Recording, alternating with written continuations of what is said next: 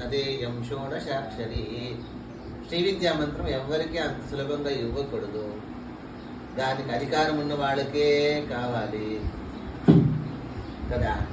ఆ అధికారం ఉన్న వాళ్ళకే కావాలంటే ఆ అధికారం వాడు యోగ్యతుడో కాదో తెలుసుకోవాలి. పాత్రం తెలుసుకోవాలి. అయోగ్రీవులు ఎవరు?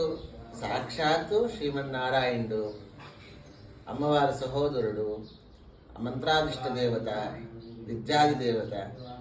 ఆయనే ఈ చెప్పాలా వద్దా అని ఆయనకి సందిగ్ధం వచ్చింది.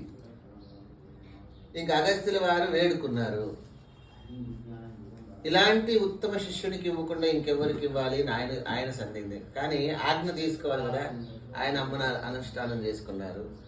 అగస్త్యుల వారు కూడా అమ్మ ఆయనకు ఆజ్ఞ ఇచ్చేట్టు చేయి తల్లి, ఆజ్ఞ ఇవ్వమ్మా అన్నట్టు ఆయన తపస్సు చేశారు. అక్కడ లోపాముద్ర సతి మహాపతివ్రత ఆ మహాతల్లి తపస్సు చేసింది. ఈ ముగ్గురు ఒక తపస్సు ఫలితమే ఈరోజు మనం త్రిశతి చదువుకుంటున్నాం.